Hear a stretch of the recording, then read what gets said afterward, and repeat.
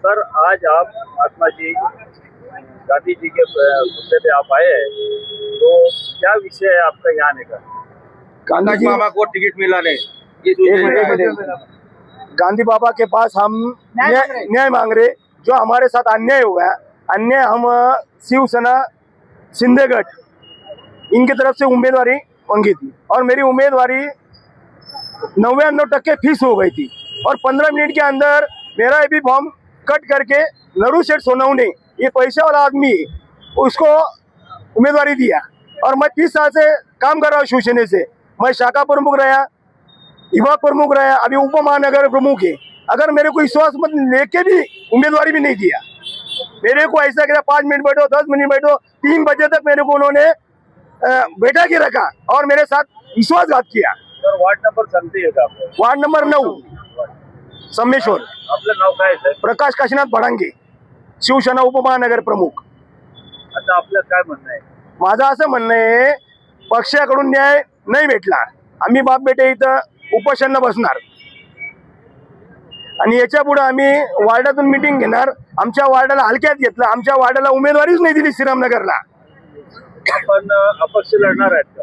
नाही, मी माझ्या जनतेचा आणि माझ्या शिवसैनिकाचा माझ्या मित्र परिवाराचा एक मीटिंग लावणार। त्या मीटिंग मध्ये जो निर्णय होईल त्या जनतेने मला मागच्या टायमाला 1305 मतं दिले, त्या जनतेसंग मी विश्वासघात नाही करणार।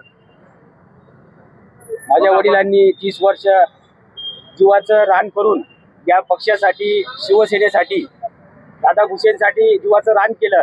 कधी वेळ काळ पाहिला नाही, आपलं काम चालू ठेवलं अरे भैया, आणि 3 वेळेस त्यांना तिकिटासाठी नाकारण्यात आलं आणि यावेळेस त्यांनी आम्हाला शेवटच्या क्षणापर्यंत आमचा विश्वासघात केला आणि आम्हाला शेवटच्या क्षणापर्यंत सांगितलं की आम्ही तुम्हाला उमेदवारी देऊ। आणि आमच्या वडिलांचा एवढा संघर्ष असून 30 वर्ष त्यांनी कार्य केलं, त्याची पोच पावती मागण्यासाठी आज पूर्ण प्रभागातील जनता उत्साहात होती।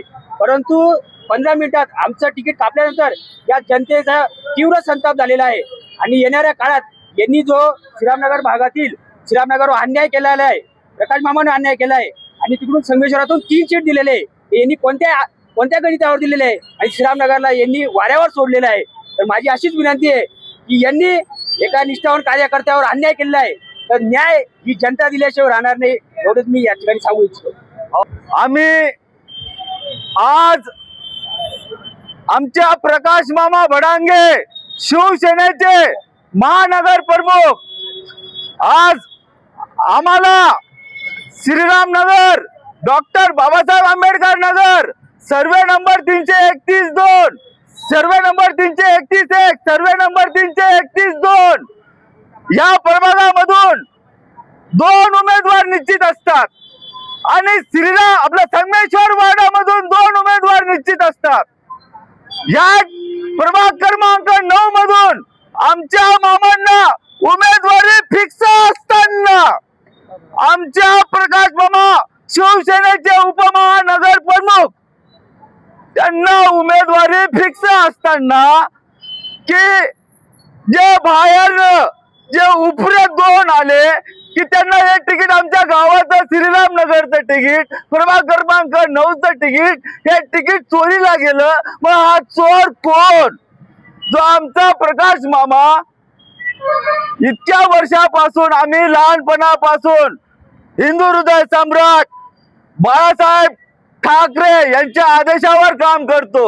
आज आपण म्हणतो, मैं न्यूज चॅनेलला एक विनंती करतो की उपमुख्यमंत्री एकनाथजी शिंदे साहेब यांच्यापर्यंत ही न्यूज पोहोचवा तुम्ही। आज तुम्ही म्हणतात एक शिवसेनेचा साधारण माणूस हा रिक्षा चालवून उपमुख्यमंत्री होऊ शकतो की आमचा प्रकाश मामा एवढ्या 40 वर्षापासून शिवसेनेचं काम करत आहे, तर त्यांना तिकीट जाहीर असताना आम्ही फॉर्म भरायला गेलो, नात्यात कुदत गेलो, आमचं एक तिकीट फायनल केलं आणि आमचं दुसरं तिकीट हे कापून टाकलं। आमच्या एवढे 40 वर्षाची आमची मेहनत ही वाया गेली का? हा चोर कोण? म्हणजे हे पैशाच्या जोरावर विकले जातात का? हे उपरे असतील, आमच्या प्रकाश मामाला शिवसेनेचं तिकीट हे भेटलंच पाहिजे, त्याच्याशिवाय आम्ही त्याच्याशिवाय आम्ही इथून हलणार नाही. आम्ही तुम्हाला परत एक विनंती, एकनाथ शिंदे साहेबांपर्यंत हा मेसेज पाठवा. एका गरीब शिवसैनिकाला न्याय पाहिजे आहे. हा न्याय देणार कोण, आम्ही जाणार कोण? शेवटी आम्हाला वरती बाळासाहेब ठाकरे यांच्याकडे जावं लागेल का न्याय मागायला?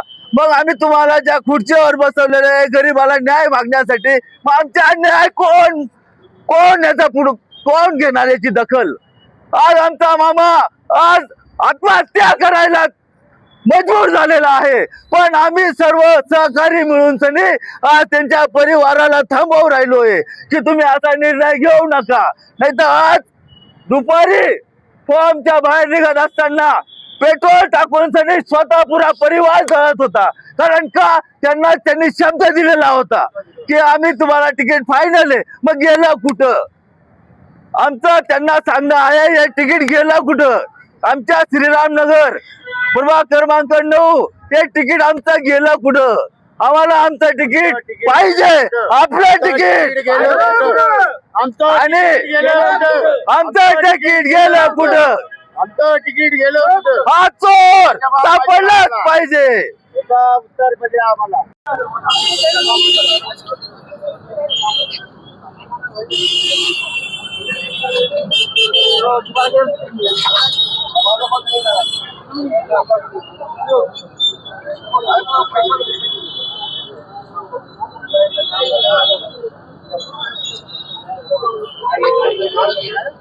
हा